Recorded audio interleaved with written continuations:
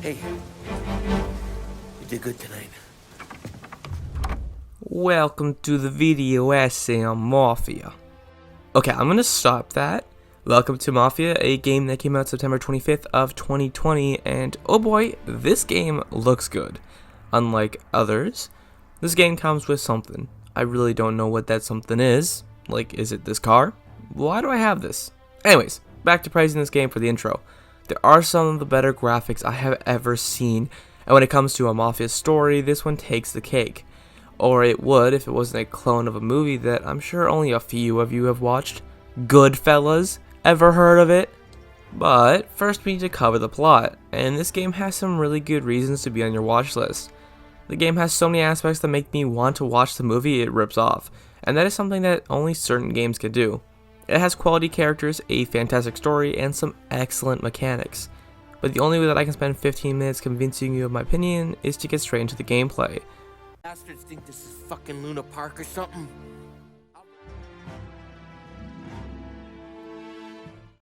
Tommy Angelo is your average taxi driver. Cool, slick, and handsome. He's brought into the crime world when he is used as a taxi man to get them away from harm's way. He is compensated for the work and is even asked to be a part of the crime family, the Salieris. And this is Sarah. She's a hottie and a really good bartender for the Mafia. This is our main love interest for Tommy and a key character of the game. And she starts a pretty major plot when a gang causes some problems. For her, I mean, we just beat the shit out of them and we gotta teach these boys a lesson. But our friend here, Polly, kills the son of a gangster, Roberto Galletti, and this means big trouble for the family. So, we are now in a gang war. Great. In a side plot that has big meaning later on, we are dispatched to kill an informant and abroad. But our other partner, Sam, wants us to spare her, saying he knows her.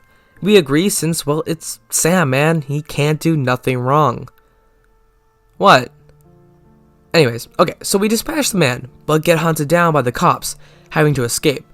And Sam requests another task, to help him kill a witness to the gang member that Polly killed. This is Frank. He's an old dude who bartends, and he is the father of the girl we want to marry. He is cool, collected, and a total bitch, bro. He tries to leave the gang and a bunch of vital information, and we are sent to dispatch him. We shoot guards, kill hundreds, and let him go. That was a lot of killing for no reason. Soon we are the biggest group in all of Lost Haven. We cause problems for those that need it. We grab cash and we obtain diamonds. But after we accomplish our goal, we bring it back to the lot, only to realize that it's not pretty jewels, but heroin. And this is a big deal, since Salieri stated very early on that drugs were off the table. It's messy, ruins your brain, and is awful. And that's a message to all you kids. Tommy, Polly, and Sam are a little confused and freaked. If Salieri isn't telling them that they deal in drugs, what else isn't he telling them about? So with this knowledge, Tommy and Polly decide to rob a bank, a sensible thing to do, and so they plan it out, asking Sam to join them. Except he refuses, and so we continue without him. We break into the bank, killing anyone we have to, and we make it out with the cash. Polly and you are erratic. You just managed to make so much money that you can retire, leave the gang business behind. No more killing, no more robbing, just you and Sarah, a new family. You head to Polly's the day after, laying low so you don't grab any heat. But Polly is dead, killed in his apartment, robbed of not only his money, but his future. You call Sam and set off to meet him. But when arriving, it seems Sam is the one who killed his own best friend. And those people you helped? Dead. Frank murdered with his family when he got a little too cocky at the horse races. And that brothel worker? Also dead by Salieri's hands. And he sent Sam to kill both of you. But you fight Sam to the bitter end, with him dying. Sarah, always telling you not to pull that trigger. And you can't make up your mind. It's getting easier every time you open your fucking mouth. We sure had some laughs, right? Remember that time? Me, you, and Polly.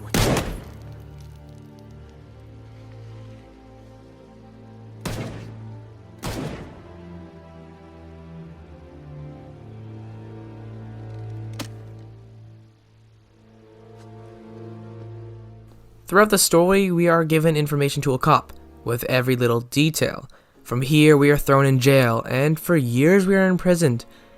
Tommy comes out to his wife with open arms, and they live happily ever after. Step. Mr. Angelo.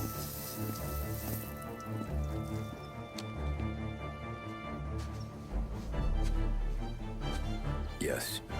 Mr. Salieri sends his regards.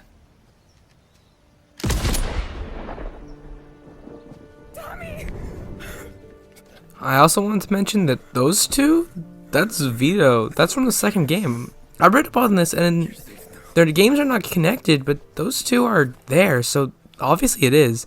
Maybe it's a definitive edition thing, but that's really cool. Mafia is a game that takes everything you know about gangs and mafia members and uses it to deliver a memorable story. Many events are played out perfectly, and the overall story can get complex enough to have you wondering who did it or what happened, but never why or how.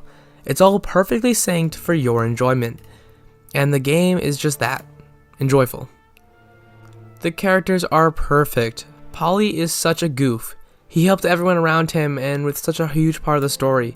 You grew to love that dude, and his funny voice. Same with Sam, a man of few emotions. You begin to love the family. Even the dude who fixes the cars is part of the story, and you begin to really get into the feel of the game. The 1930s are such an interesting era, and the mafia life is such an alluring time. We tend to find interest in things we can't do, via superheroes or even murder.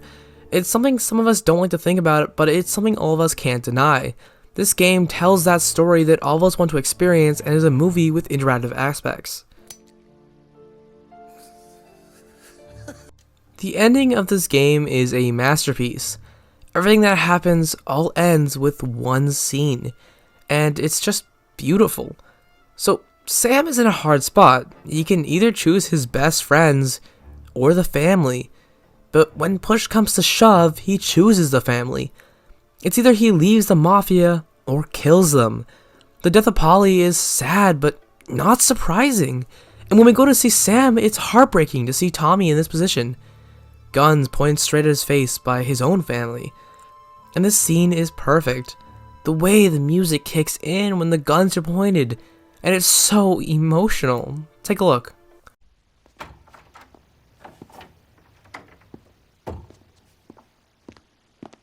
Don't move, Tommy. Shit.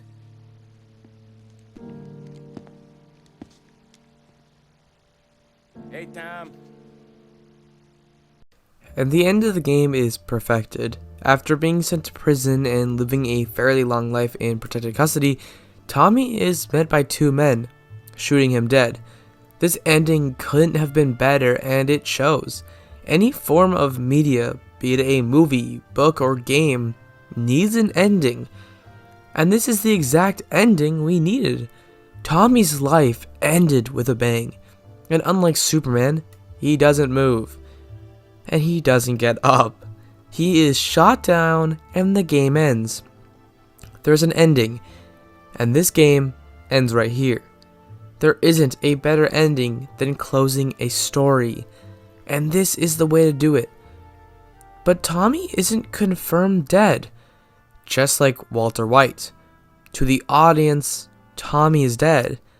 But we don't know what happened after that black screen. This game has amazing graphics. It's crazy to see the difference between this game and the last. To see just how much they had to build from the ground up just to make the game look like it's from 2020. It's not all perfect. Some of these animations are a little rough, and that's why this game was criticized by game critics. But otherwise, I thought the game looks amazing, and that the animations are good enough for the story that is told. The missions are all really interesting, and while it doesn't have the same range or something like, say, Modern Warfare 2, it does have a couple of really great moments. Like when you're chased down by the cops at the brothel and are forced to kill and escape, or the race, for all the problems it caused, is still super unique. The game has characters that are relatable, but are so far away from our normal lives, we view them as something unachievable, since it is the 1930s and we haven't invented the time machine. And when we view these characters, we view the campaign better than it could be. whereas a story about a farmer is boring. And this story has great Mafia moments. The game makes you feel like Henry Hill. It makes you feel like you're part of a mafia, a family. And that's something you can't always see perfected in games.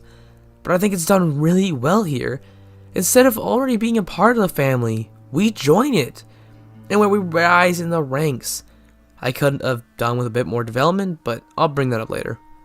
There is so much to talk about in this story, but I want to leave the good things there so that you guys can go play it.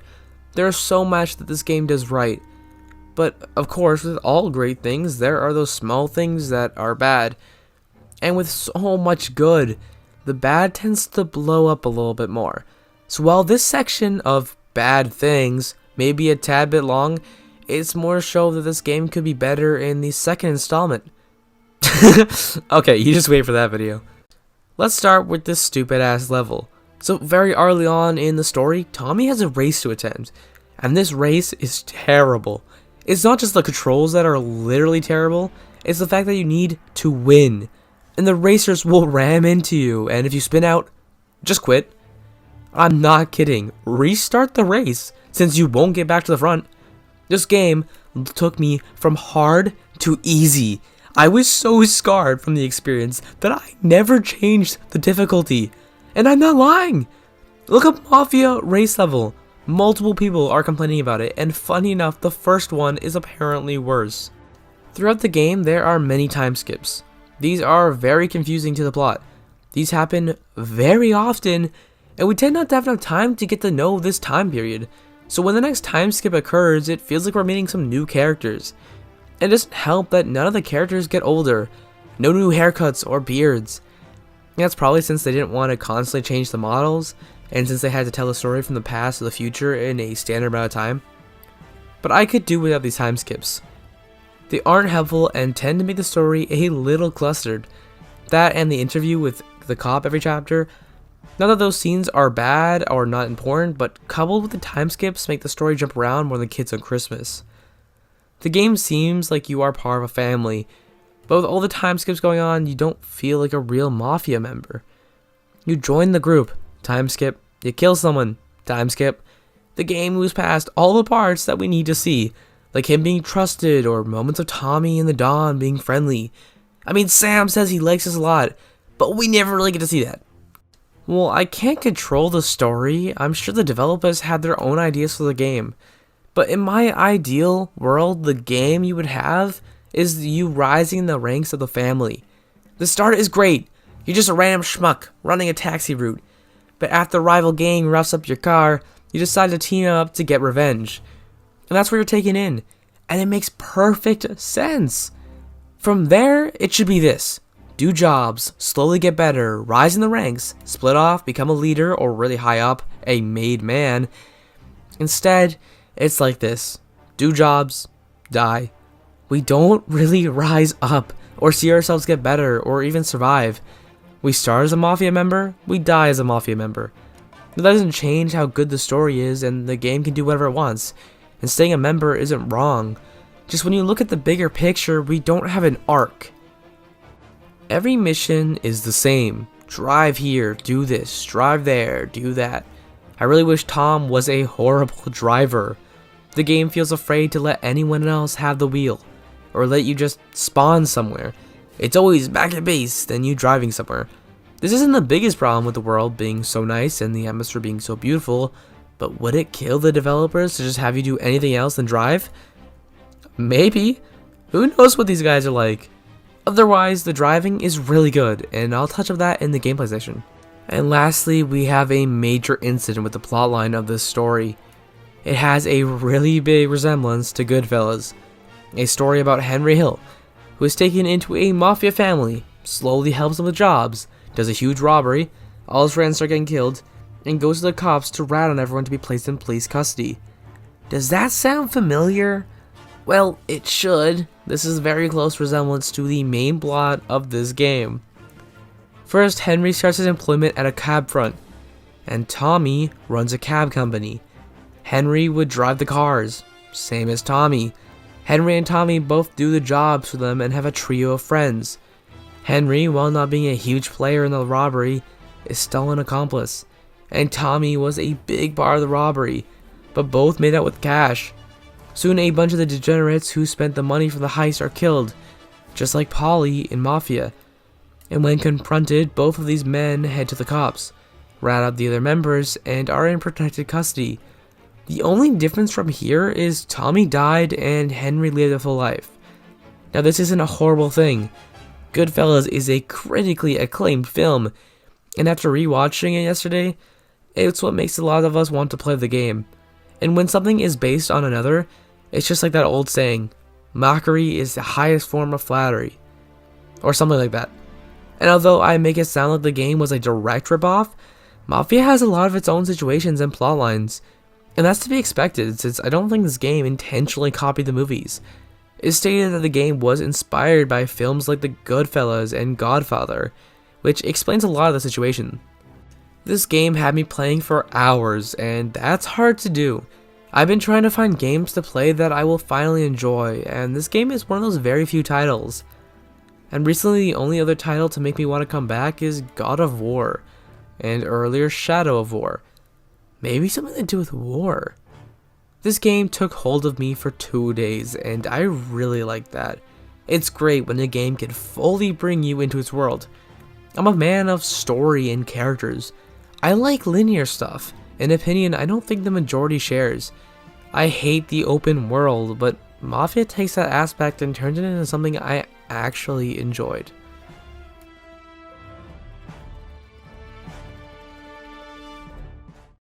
Mafia is a point-and-click shooter. You point and you click. And it's within these rules that this game gets really fun. The simple shooting mechanics really work here, at least for me. So I was doing some research on the game, and it turns out IGN gave the game a con on the gameplay mechanics. But not for the simple reason of having trash mechanics. No, it was for keeping the mechanics from the first game. IGN, what drugs are you on? If you take away the one thing that makes a game what it is, then what do you have left? That is so typical of IGN to review a game in such a manner that the game must be completely changed in order to appeal to I don't even know who. New people? But they wouldn't know that the game was like this, and would just assume it was a new type of game. And the old players would want the same system.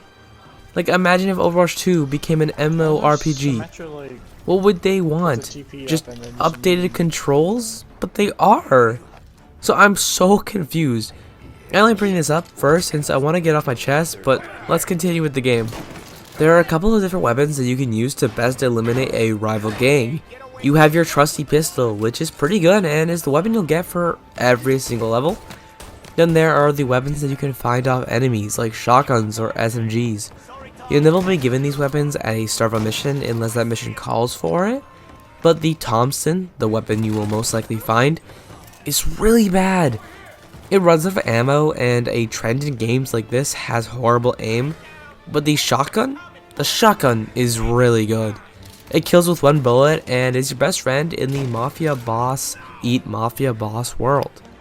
While the gun mechanics all feel good, there is something I would have thought would have made it into the final game, and that's bullet realism. In games like this, where realism is what takes you in and can take you out, you really want one-shot bullets. It pulls the immersion when you shoot a guy a few times in the chest, and then when you get shot, you go down. And I feel this game would have been benefited greatly from this feature. If the game had enemies fall over if shot in the leg, or double down when shot in the chest, you would really feel like a Mafia member. But when you shoot the chest 3 or 4 times and the guy just stands there, it never feels worse. Luckily, if you land a headshot, it tends to kill in one bullet. Imagine if it didn't. Which I wrote that without realizing that that literally happened earlier. Other than that, the game has duck and cover shooting. You can hide behind any object that the developers thought of, at least, and fire from behind. You can also blind fire, and from what I know, this feature is new to the Definitive Edition.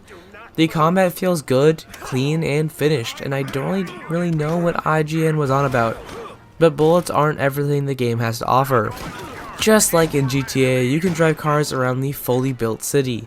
And these cars all feel really great when driving.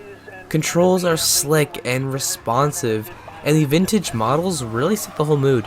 The cars feel like they are from out of time. They drift and accelerate fast, but they're also slightly harder to control.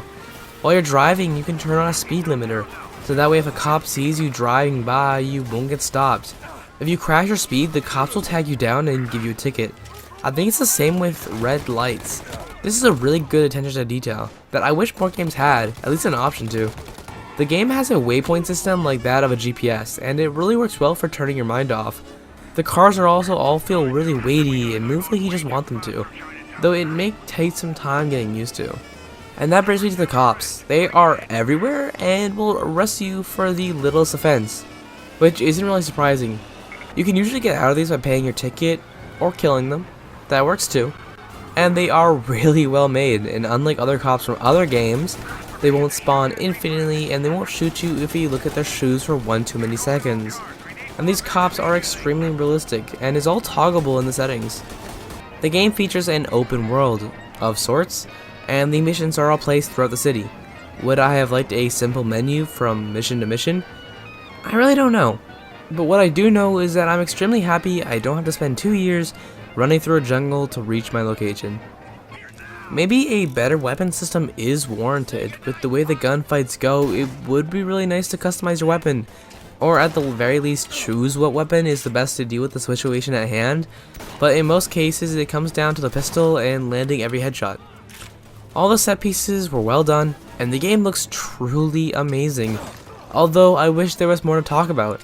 While this game looks pretty, plays well, and everything in between, it's not something that needs a lot of time to discuss the gameplay. It's fun, addicting gunfights with a lot of great driving techniques, and deep down, that's what gameplay is, dumb fun, and that never gets old.